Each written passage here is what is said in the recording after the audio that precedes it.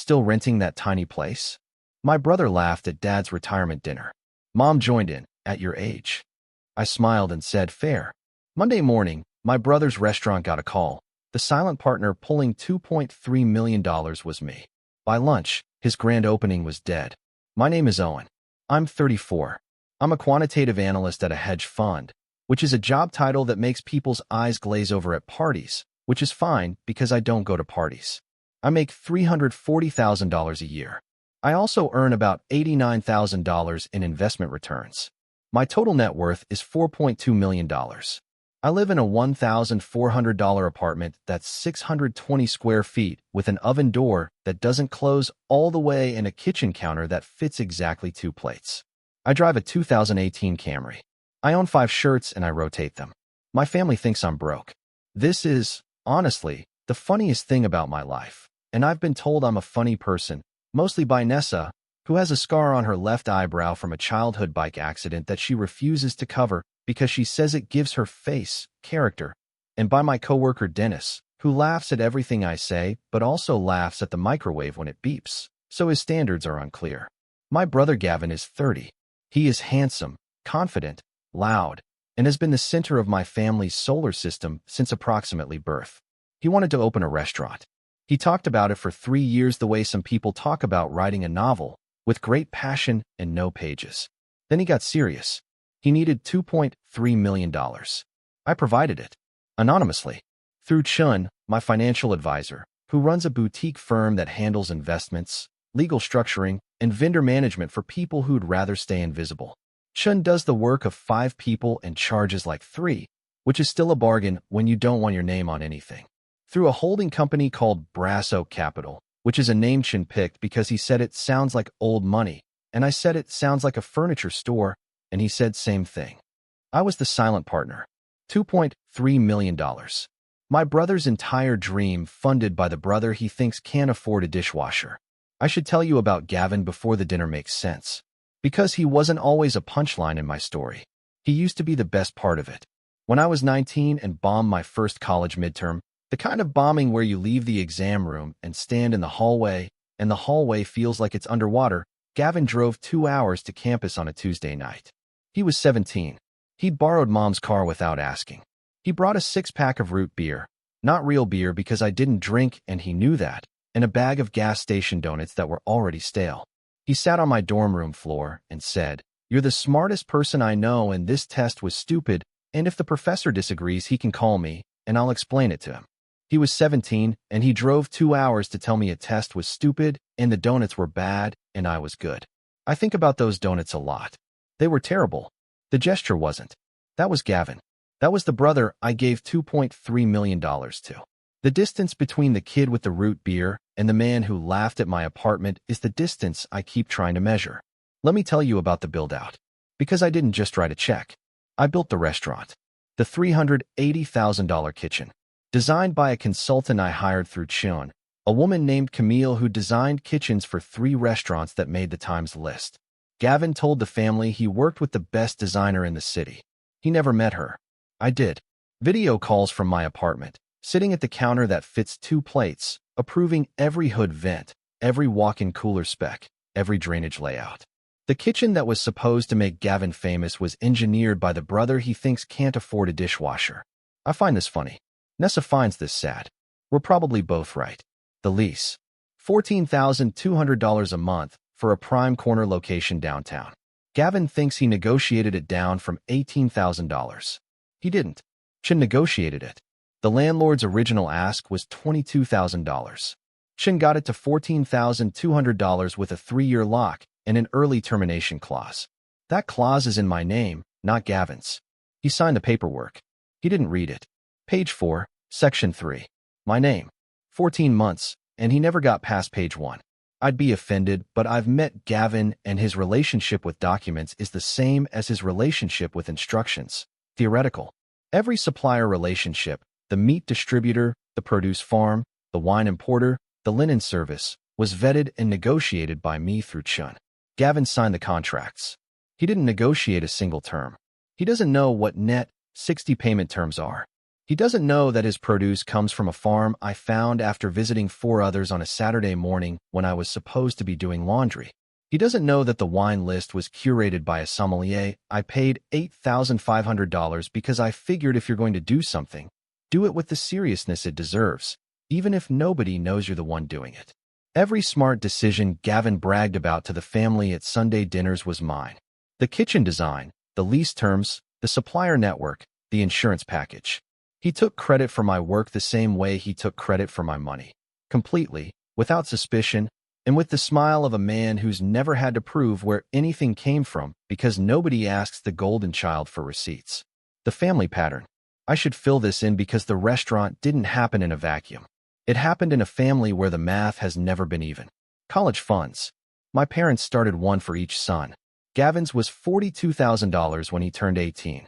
Mine was $11,000. Not because they contributed differently. Because when Gavin was 16, my parents raided my college fund to pay for his summer culinary program in Paris. $31,000. They told me the fund didn't perform well. I found the transfer records while doing their taxes 3 years ago. I didn't mention it. I just absorbed it. I absorbed everything. I was the family sponge, and nobody noticed I was wet. When Gavin wanted to open his first restaurant attempt at 25, which failed spectacularly in 9 months because he spent more on the logo than the plumbing, my parents gave him $60,000 as a head start. When I graduated top of my class in quantitative finance and asked for help with a security deposit on my first apartment, my mother said, "You're smart, you'll figure it out." $60,000 for one son's restaurant that lasted 9 months. Zero for the other son's home. My apartment, the one they mock, was the first place I figured out on my own. I've been figuring it out ever since. I've gotten very good at it. For $0.2 million good. My frugality isn't a personality flaw. It started at 22 when I did my parents' taxes and saw their real numbers. $8,400 in savings. $67,000 in debt. My family was broke and performing middle class. The restaurant my mother bragged about Gavin opening was funded by a son who saw the family's real balance sheet and decided never to be that exposed. My apartment is small because I watched my parents live beyond their means for my entire childhood and chose the opposite. The Camry is a choice. The 5 shirts are a choice. Every choice they mock is a choice that made me a millionaire. I don't expect a thank you card. I do expect them to stop laughing while standing on the floor I paid for. Every Christmas for the past 8 years, Sandra's holiday card has featured a family photo. I've been in 3 of them. Gavin has been in all 8. The years I'm missing. The year I worked Christmas Eve to cover a colleague's shift and they didn't reschedule the photo. The year I had the flu and they shot it without me. And the year they simply forgot to tell me the photographer was coming. 3 absences, 0 follow-up calls. I found out about each one from Instagram, which is a sentence that sounds like it belongs in a different kind of story, the kind where you're not also the person writing 7-figure checks. Nessa saw the Christmas cards on Sandra's mantle last year. 8 cards. She counted the faces. She didn't say anything in the car. She waited until we got home, standing in the kitchen of the apartment they mock, and said, "You're in 3 of those cards, and you paid for all 8 of those Christmases." I said, "I know." She said, "Do you though?" I didn't have an answer for that. Nessa has a way of asking questions that sound simple and aren't. I should tell you about Stuart before the surgery story, because otherwise his phone call later won't make sense and you'll think he appeared out of nowhere, which is actually how Stuart operates, but you should still know who he is. Stuart is the kind of father who shows love through logistics. He never said, "I'm proud of you." He said, "Your tire pressure is low, and you should check your oil." When I got my first job at 16, bagging groceries, he drove me on the first day without being asked, parked across the street, and waited in the car for my entire shift in case something went wrong. 8 hours in a parking lot. He never mentioned it. I only know because the grocery store manager told me weeks later that your dad sat in that car the whole time. That's Stuart. He sits in cars and waits and doesn't tell you. The problem is, sitting in a car and waiting looks exactly like doing nothing. And at some point the line between watching over someone and watching someone drown gets very thin. 2 years ago, Stuart needed a $12,000 surgery that insurance didn't fully cover. He asked Gavin. Gavin said he was tied up in restaurant expenses. Restaurant expenses I was funding. He asked me. I sent $12,000 the same day. Wire transfer. My mother Sandra called to say thank you. Then she said, I wish you had what Gavin has. The ambition, the drive. She thanked me for the money and wished I was more like the son who didn't send any. I laughed when I hung up. Not a happy laugh. The kind where your mouth does the thing but the rest of your face doesn't cooperate. Meanwhile, the restaurant was already in trouble before the grand opening. Things I knew that Gavin didn't know I knew.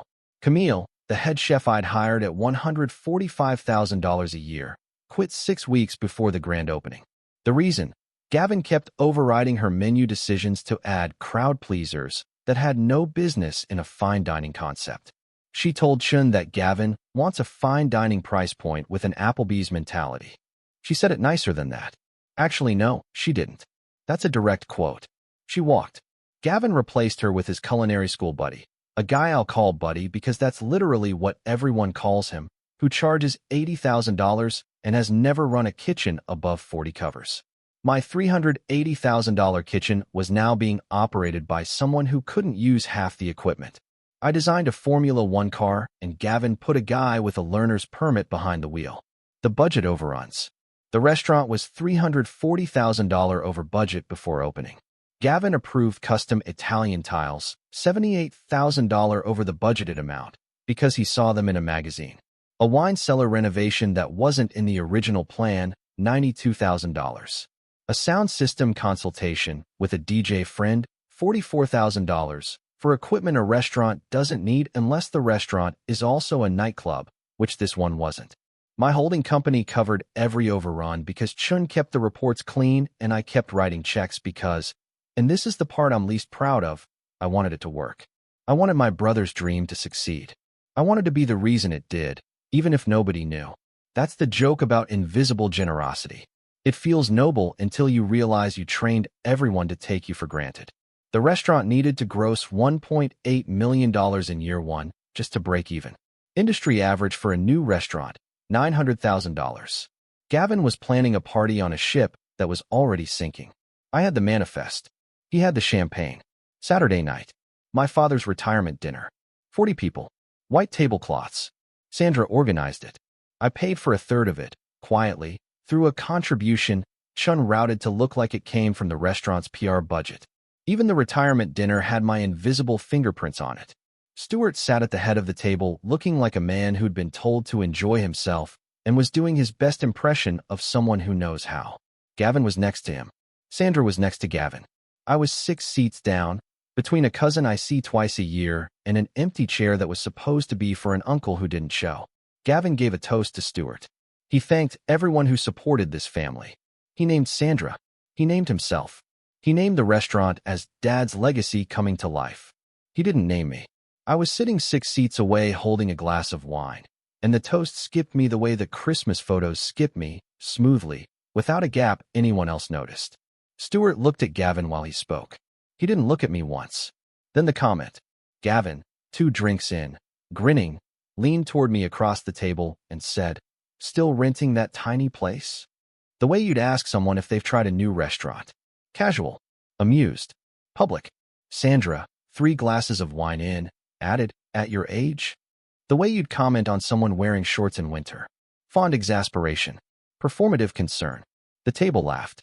40 people. Some of them laughing because it was funny. Some because they didn't know what else to do.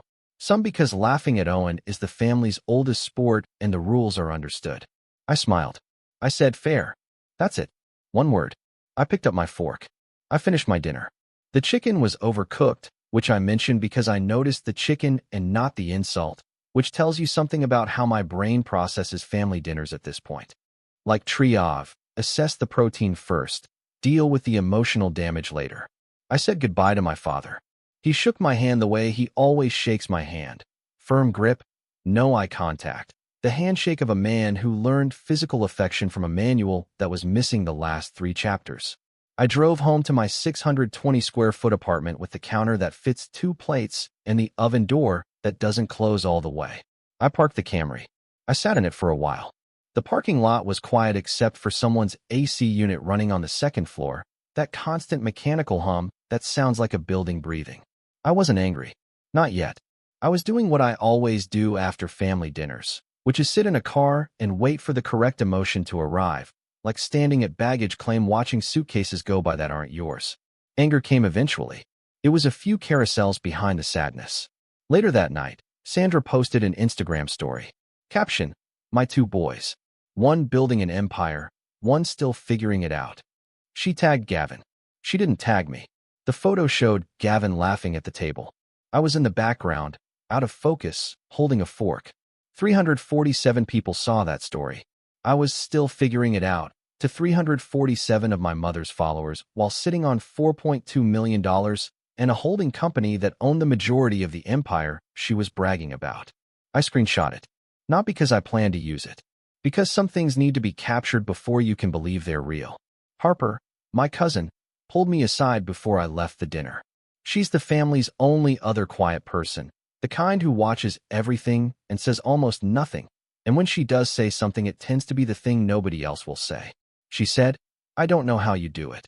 I thought she meant the mockery. She didn't. She said, "Gavin told Uncle Raj last month that you asked him for money to cover rent, and he said no." I let that land. He was telling extended family I was broke and borrowing. The man spending my $2.3 million was telling relatives I couldn't afford rent. I think about that sentence a lot. There's a specific math to it, the audacity divided by the irony multiplied by the number of people who believed it. And the answer is always the same number, 0. 0 people asked me if it was true. 0 people called to check. 0 people thought, wait, Owen has a finance job and can't make rent? Maybe I should ask. 0. That number again. The number of people who verify anything in my family when the story is about Owen. If you're still here, hit subscribe and drop a comment. Because what happens next is the part I've been building to. Sunday, I sat at the counter in my apartment, the one that fits 2 plates. I opened my laptop. I looked at the holding company's financials. $2.3 million in the restaurant. $340,000 in overruns I'd covered. 14 months of work. Every system, every supplier, every competent decision mine. I called Chun. Pull it. All of it. Chun was quiet for 3 seconds. I could hear him drinking coffee on the other end, the specific sound of a ceramic mug being set back on a desk. He said, "You're sure? This will end the restaurant." I said, "I know." He said, "Let me ask you something. Are you pulling because of what they said, or because of what they've always said?" I didn't answer for a while. The apartment was quiet. The oven door was open slightly, the way it always is because it doesn't close, and the kitchen smelled faintly like the Thai food I'd heated up for dinner. "Both," I said. "The dinner comment isn't the reason, Sean. It's the receipt. It's the last line on an invoice that's been running for 34 years. The college fund was a line. The $60,000 was a line. The surgery was a line. The Christmas cards were a line. Still renting that tiny place is just the line where I stopped reading and asked for the check." "Okay," Chin said. Monday morning. He hung up. I sat at the counter for another hour. The apartment was dark except for the laptop screen and the light above the stove that I leave on, because the apartment feels less small when there's a warm light in the kitchen. I could hear the upstairs neighbor's TV through the ceiling, something with a laugh track, someone else's comedy bleeding through drywall into my silence. Part of me wanted to call Gavin and warn him. Part of me wanted to call Sandra and read her the holding company's balance sheet line by line. Every dollar, every date, every decision she didn't know I made. And a small part of me, the part one sat with longest, wanted to drive to Laurel at midnight, stand in the empty dining room I designed, sit at one of the tables Gavin picked without knowing I'd approved the budget for them, and eat something. Anything. One meal in the restaurant before it stopped being mine. I didn't. I closed the laptop and went to bed. Nessa was asleep. She sleeps on her left side with one arm under the pillow and the other reaching across the bed like she's checking that someone's still there.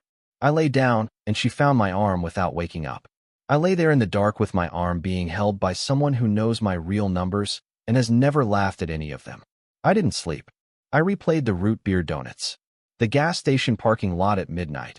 Gavin at 17, telling me a test was stupid and I was smart. That kid. What happened to that kid? What happens to anyone when a family decides which son to water and which son to let figure it out? Both sons grow, but they grow different things. Monday, 8:15 a.m. Chin made the call.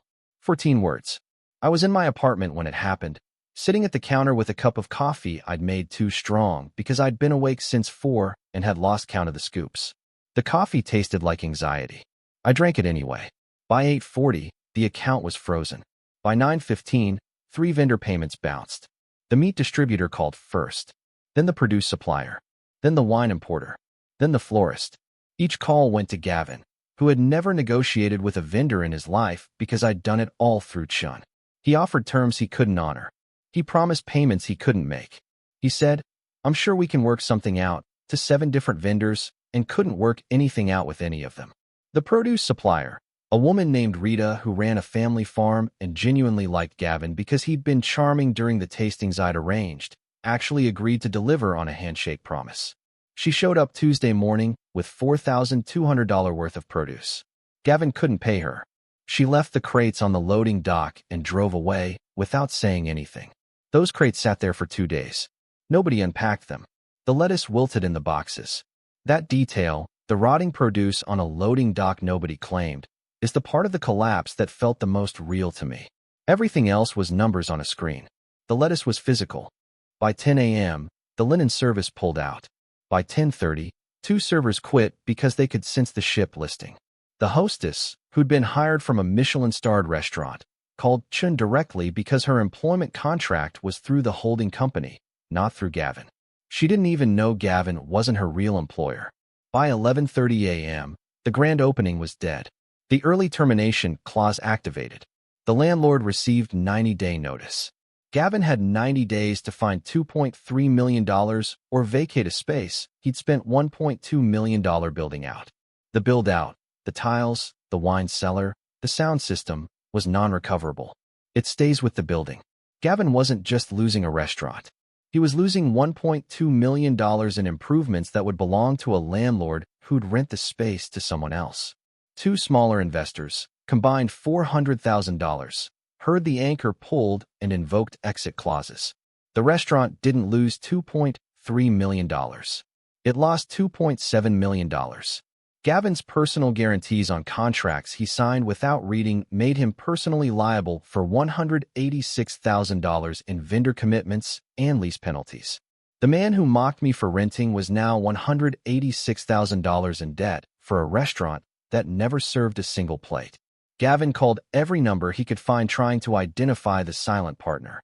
His accountant traced the holding company to Chen's firm. Gavin called Chun.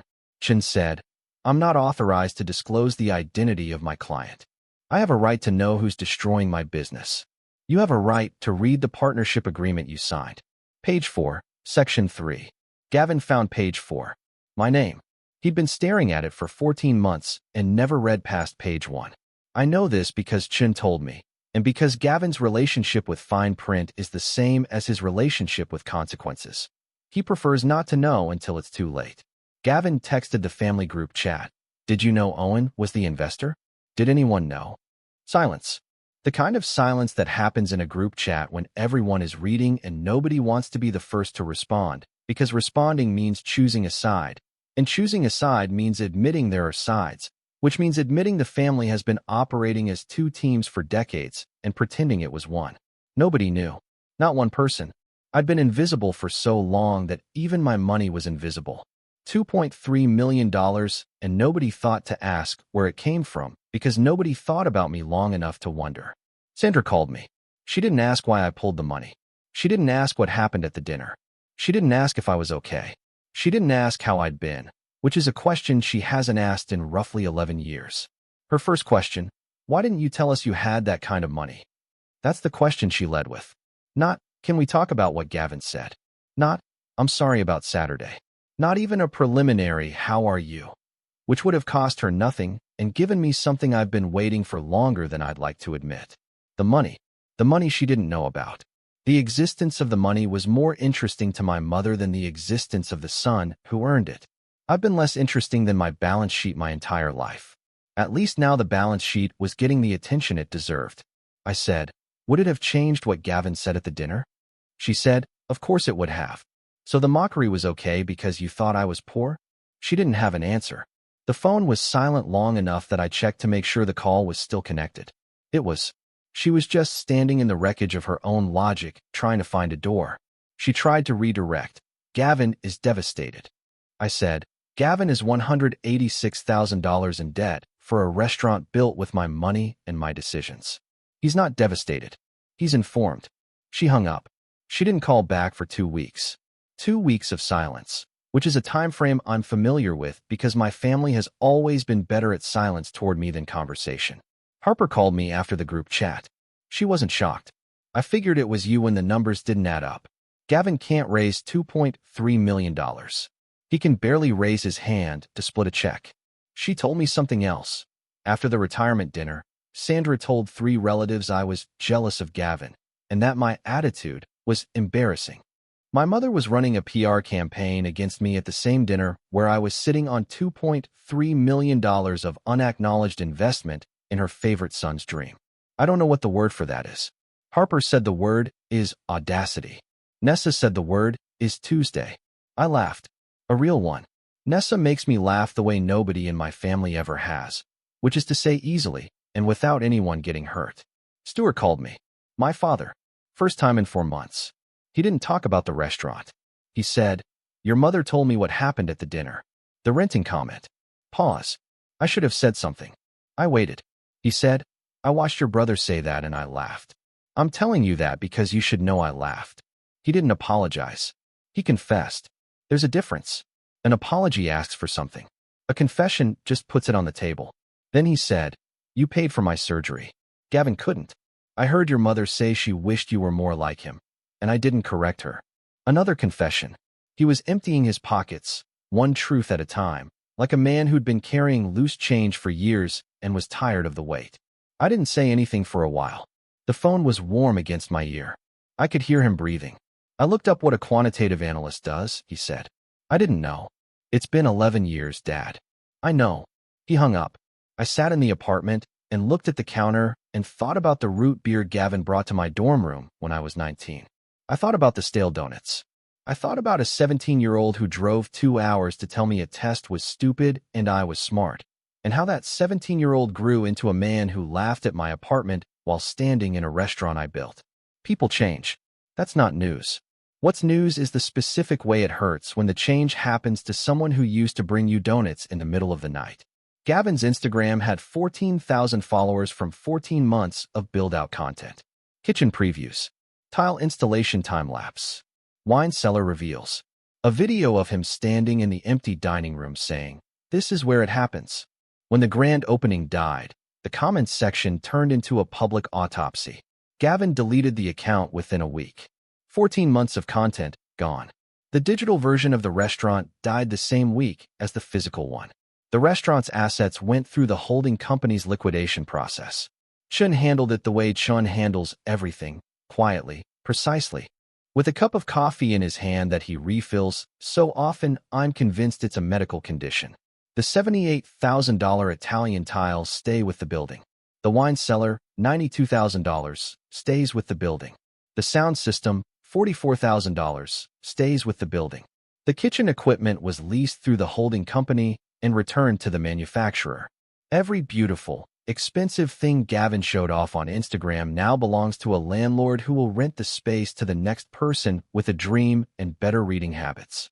Gavin's personal liability, $186,000 in vendor commitments and lease penalties from contracts he signed without reading. He doesn't have $186,000. He doesn't have $18,600. He moved back in with my parents while he regroups, which is the word people use when they mean, I don't know what happened and I can't afford to find out. He's sleeping in his old bedroom, the big one, the one with the trophies still on the shelf, the one my parents kept as a shrine while they converted nothing of mine into anything because there was nothing to shrine. The golden child is back in the golden room, except now the gold is debt-colored and the room is in a house my parents almost lost because their financial margin was always thinner than they admitted. Sandra has stopped posting on Instagram. The empire she bragged about belongs to a holding company run by the son she didn't tag. Stuart goes to work and comes home and doesn't talk about the restaurant. Harper says the house is quiet in a way it's never been, the kind of quiet that happens when people run out of things to say because the things they used to say turn out to be wrong. Gavin asked to meet. Months later. Coffee shop. Neutral ground. He looked thinner. Not Jim Thin. The other kind. He brought the partnership agreement. 14 pages. He'd finally read it. All of it. He slid it across the table and pointed to page 4, section 3. My name. I had your name in my hands for 14 months and I never looked, he said. I didn't say anything. I let him sit with it. The coffee shop smelled like espresso and the cinnamon thing they put on lattes, and someone behind us was on a work call about a spreadsheet, which is a sentence that could describe my entire career. Were you ever going to tell me? He asked. I was waiting for you to read the contract. He sat with that. The coffee got cold. Neither of us drank it. He looked at the table for a long time. Then he said, quietly, I drove 2 hours with root beer and stale donuts once. To your dorm. Do you remember that? I remember. I was a good brother that night. You were. I don't know when I stopped. He paused. I don't even know what I'd be apologizing for first. The dinner. The apartment comment. The years before that. I don't know where it starts. It starts wherever you want it to, Gavin. He nodded. He picked up the partnership agreement. He didn't ask for money. He didn't ask me to reinvest. He stood up holding 14 pages he should have read 14 months ago and a cup of coffee that was already room temperature. At the door he turned around and said, the donuts were terrible. They were. The gesture wasn't. He left. Last week. A Tuesday. I'm in my apartment. $1,400 a month. 620 square feet. The oven door still doesn't close. The counter still fits 2 plates. Nessa is next to me eating takeout from a container. Pad Thai. She always orders extra peanuts and then picks half of them off, which is a behavior I've stopped trying to understand and started finding comforting. The portfolio app on my phone shows $1.9 million in liquid assets. The $2.3 million is back, minus the amount still in liquidation. The apartment is the same. The Camry is in the parking lot. The 5 shirts are in the closet. Nothing in this apartment has changed. The counter is small. The oven is broken. The view is a parking lot. Everything outside this apartment is different, but this room, this counter, this life, it's exactly what it was before I made a phone call that cost my brother his dream and my family its favorite story about me. Nessa said, good day. I said, quiet. She passed me the extra peanuts she picked off. The counter fits 2 plates. It always has. Turns out that's exactly the right number. Would you have made the call? Or would you have kept writing checks? If you've ever funded someone's dream and gotten laughed at for it, the comments are open. I'll read every one. Subscribe if this one sat with you.